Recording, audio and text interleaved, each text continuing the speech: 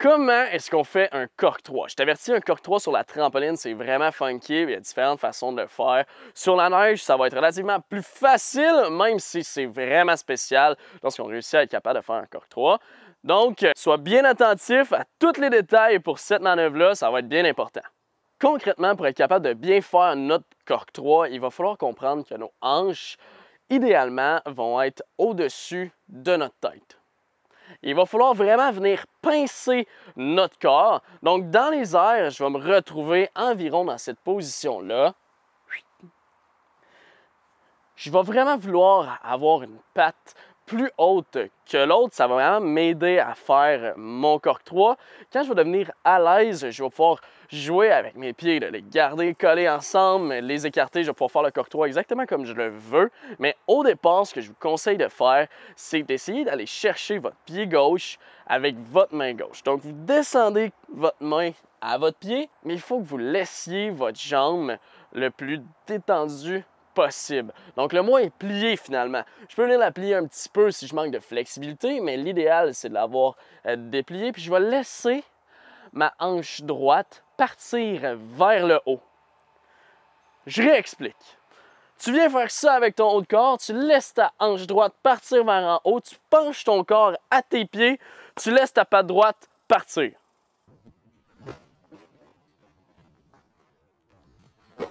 La clé du succès dans un cork 3, c'est d'avoir sa jambe gauche qui pointe le plus possible vers le bas. C'est pas compliqué, si ta jambe gauche, lorsque tu te filmes, est en dessous de l'angle de 90 degrés, par conséquent, tu vas faire un cork 3, à moins que tu sois capable de faire la grand écart et que tes pattes soient à peu près comme ça. Mais si tu es comme moi et que ta patte gauche est en dessous du 90, que l'autre passe au 45, mais c'est obviously un cork 3. L'idéal, c'est de la garder un petit peu plus bas que ce que je viens de faire pour être capable d'aller chercher encore un meilleur axe de cork 3. Ça va être plus léger, ça va être plus facile à mettre sur la neige. Mais si vous êtes en dessous de ce 90 degrés-là, vous allez être capable de l'apporter sur la neige.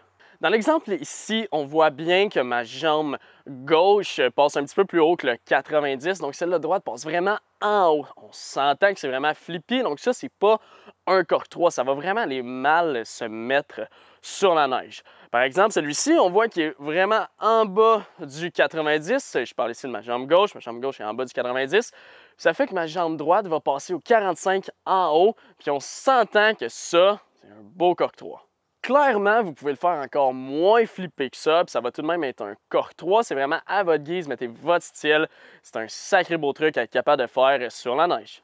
Donc concrètement, comment est-ce qu'on fait un cork 3? L'idée, c'est de garder notre jambe gauche presque le plus bas possible. Dans notre take-off, c'est vraiment nos hanches. Donc je pense là, avoir un bon coup de hanche au 45, un peu comme dans mon flat 3. Sauf que contrairement au flat 3, aller masser sur le dos, j'aurais à vouloir garder la jambe gauche basse. Donc take-off, n'oubliez pas qu'un cork 3, c'est un flip vers l'arrière. C'est important, un flip vers l'arrière. Donc, ça se passe ce côté-là. Vous ouvrez votre chest, vous allez regarder un brin vers la gauche, mais je ne vais pas regarder complètement par-dessus mon épaule. Je vais regarder un peu à l'intérieur de celle-ci, comme si je regardais vers le dessous de mon bras. Donc, take off, je garde ma jambe gauche basse, je laisse ma jambe droite monter au 45. Là, je me retrouve d'un bloc dans les airs. Je peux aller chercher mon safety ou venir essayer de chercher l'intérieur de mon pied gauche en gardant ma jambe droite montée. Vous allez voir dans le cork 3, on voit vraiment bien. Ouvrez vos yeux, vous allez être capable de presque tout voir. Vous allez pouvoir spotter d'avance la toile, donc vous ne serez pas surpris lorsque vous allez lander.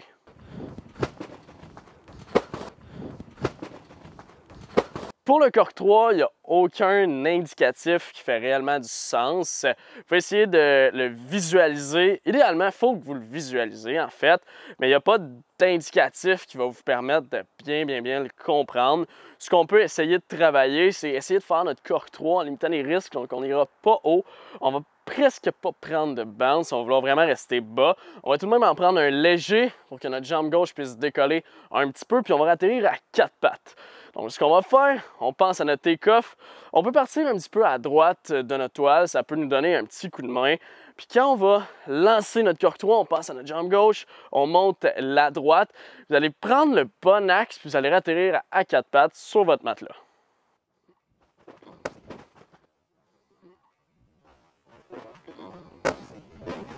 Vous pouvez commencer en gardant les 2 pieds plus près du sol. Ça peut vous éviter d'aller chercher un gros axe, ça va aussi limiter les risques. Mais plus vous allez prendre de l'aisance, plus vous allez pouvoir monter votre jambe droite. Donc, regardez bien l'exemple qu'il y a ici. On en a une qui a un léger axe où est-ce que je garde mes 2 pieds ensemble, puis on a l'autre qui a un plus gros axe de corps où est-ce que ma jambe droite passe un petit peu plus haut. Jouez avec les 2 axes, essayez de bien comprendre, assurez-vous d'atterrir à 4 pattes pour commencer. On limite les risques. Une fois que vous êtes à l'aise, vous allez pouvoir essayer de faire cette même progression-là un petit peu plus haut, avec un petit peu plus d'amplitude. Puis une fois que vous êtes vraiment à l'aise, que vous comprenez ce que vous faites, que vous êtes capable d'atterrir à 4 pattes tout le temps, eh bien, gardez votre matelas, puis c'est le moment de le sender, d'essayer de stomper sur vos 2 pieds. Si vous avez réussi à atterrir sur vos 2 pieds sur le matelas, vous êtes maintenant rendu à lancer sans matelas, sans spot. Donc, bonne chance, on est rendu aux choses sérieuses.